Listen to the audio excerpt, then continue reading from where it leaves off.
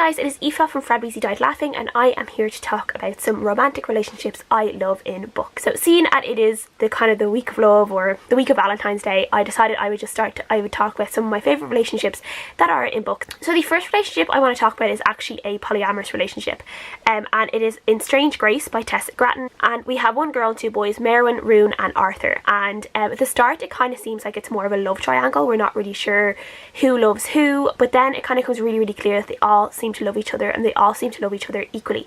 And as the story goes on, this is a fantasy story, and it is about a village who has to, I think it's every 7 years, they have to sacrifice their best boy to this woods, to this demon or something that's in the woods, and it keeps their village safe and kind of prosperous for the next 7 years.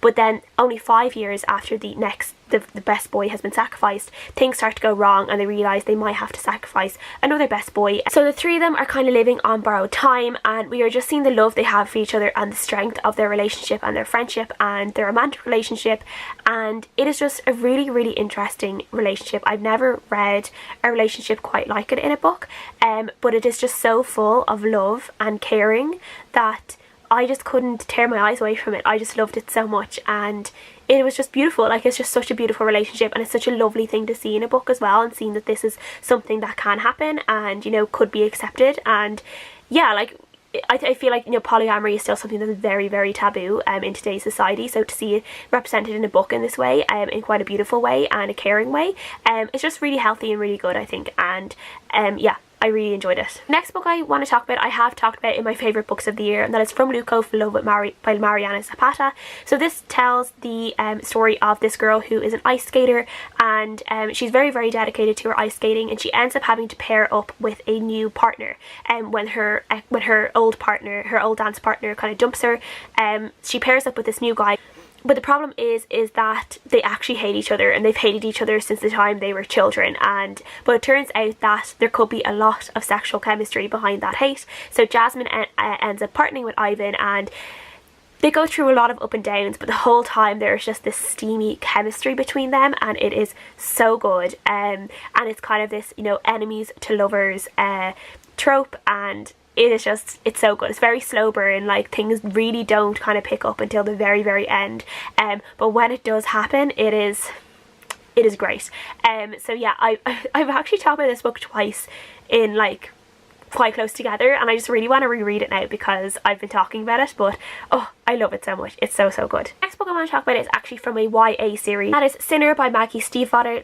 This is kind of the fourth / more of a spin-off book to the Wolves of Mercy Falls series by Maggie Stiefvater, and it tells the story of two different characters in it that did have kind of chapter POVs in the second and third book in the trilogy, in the original trilogy, but this book is centered on the two of them in particular. These are just so interesting because they're both extremely broken people in their own way. Like, they are literally just like shards of glass, but they just seem to like fit together in this really jagged way, and the two of them are just like, it's like you're just kind of waiting for them to smash apart at any moment when you're reading them, because they're so broken and they're so beautiful, but you kind of know they're kind of dangerous for each other, but at the same time they shouldn't be with anyone but each other. Like, they have to be with each other, and you're rooting for them at all the time, but you know they're probably going to destroy everything themselves.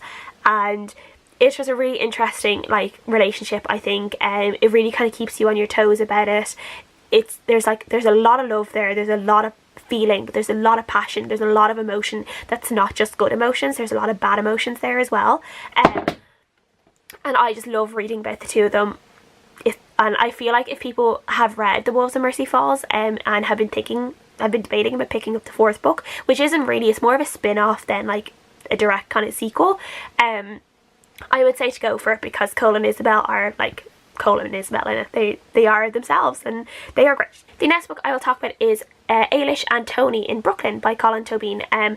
This is quite a kind of quiet book about an Irish girl called Leash, who emigrates from Ireland to America. She goes to New York, and she ends up getting into a relationship with this Italian American called Tony, and I just really liked the relationship. I feel like it was quite a real relationship, and it's just like a really nice kind of quiet relationship. Like there's not this like big massive passion in it. It's quite normal. It's quite normal of the time as well, in that they start thinking about marriage and stuff quite quickly, but at the same time Eilish is completely torn between what if she marries Tony and has to stay in New York versus going home and being with her family and possibly having a guy at home and like, you know, marrying him and being able to stay in Ireland, and she's kind of torn between these two different loves, the love of this boy and the love of her country, and eventually she will have to choose between the two. And I just really, really love it. And I will admit that I actually kind of prefer the movie Brooklyn compared to the book. And Tony in the movie just like completely stole my heart, which is one of the reasons why I love this relationship so much. But I do, like, this is a lovely book, and I feel like it is a book that really tells a story of a lot of people who did emigrate from Ireland to America and the struggles they probably had about leaving their home behind and possibly never seeing it again, or, you know, it being very, very hard for them to return home. And, you know, it is a very real story that happened to so many people. And when Eilish goes, it's a better time than when a lot of other people went years before, like during the famine and stuff like that. So, yeah, it's just a really, like, it's just a really interesting story for myself as an Irish person. It makes me feel very nostalgic for my country, and as I said before, the way I describe this book is that it makes me miss Ireland. Even when I'm in Ireland, it makes me miss Ireland.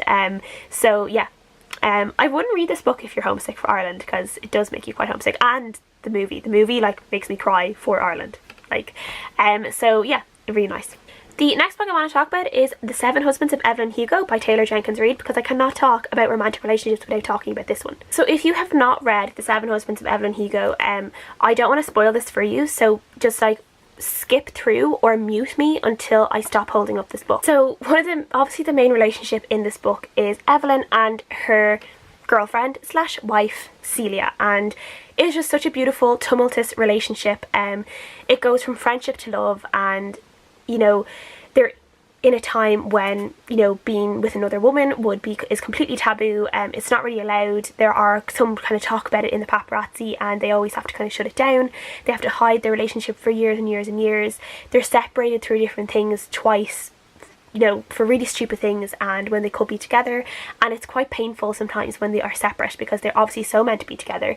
But I loved their relationship so much. I love just the pain there, the stubbornness, like it's just so good. I just loved the strength of Evelyn and how she stood up for Celia and how she protected her in these different ways. Even when Celia didn't see that she was protecting her, Evelyn was protecting her. And it is just such a beautiful relationship, and I absolutely loved it. And then the next relationship I want to talk about is Rose and Freecloud in Bloody Rose by Nicholas Eames. So Rose is a mercenary, so she basically kills monsters for a living. Freecloud is technically he's kind of like an elf. I actually can't think of the actual word of what he is right now, but it's kind of like an elf, but he has these like kind of funny like rabbit like ears, but he's supposed to be like really good looking, and so it is kind of like an interspecies relationship in a way, and people think that obviously she's a bit strange for shacking up with Freecloud, where Freecloud's people would like feel like he's actually like sleeping with vermin, the fact that he would be sleeping with Rose. But the two of them have this really amazing relationship in that, like, when they're on the battlefield, they just need to look at each other to know what each other are saying, and they always have each other's back, or more so Freecloud always has Rose's back, because she tends to be able to run into a battle without really thinking about things, where but she always knows that Freecloud will be there to protect her if things go extremely wrong.